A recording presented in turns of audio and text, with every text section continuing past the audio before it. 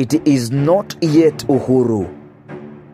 Not when the blood of the Maumau fighters, the tears of the children of these Maumau fighters goes unheard, even at this time when the King of United Kingdom, King Charles III, is in the country.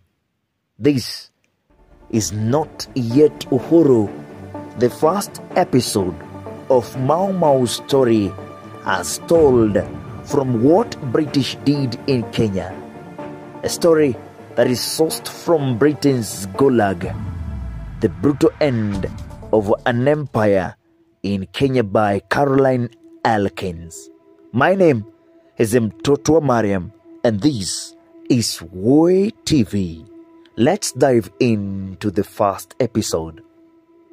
First, the colonial government established African reserves, which were defined rural areas, eventually with official boundaries, much like the homelands in South Africa or the Native American reserves in the United States, where each African ethnic group in the colony was expected to live separately. The Kikuyu had their own reserves in the Central Province district of Kiambu, Fort Hall, and Nyeri.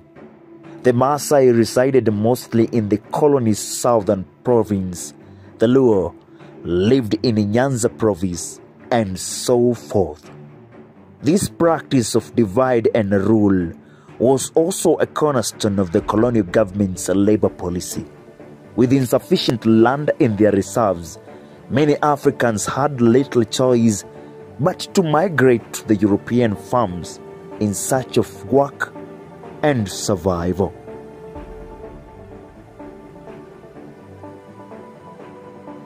But confining the Africans was not enough to force them all into wage economy.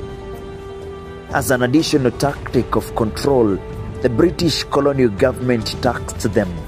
The second colonial regulation called for hat tax and poll tax, together amounting to nearly 25 shillings, the equivalent of almost 2 months of African wages at the going local rate by then.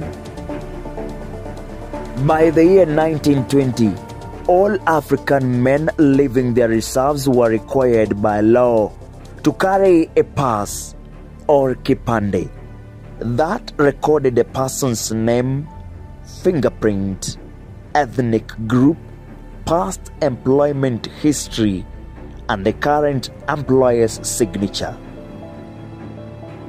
The Kikuyu put the pass in a small metal container the size of a cigarette box and wore it around their necks.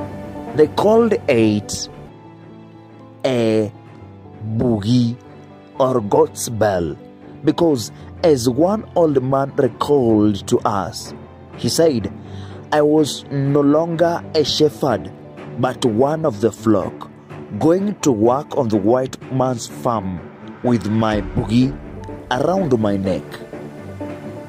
The Kipande became one of the most detested symbols of British colonial power, though the Africans had little recourse but to carry their identity cards at all times. Failure to produce it on demand brought a hefty fine, imprisonment, or both. In the next episode, we'll look at how the British colonial masters enslaved, raped, and took advantage of our African women here in Kenya before and after 1920. My name is Mtoto Mariam.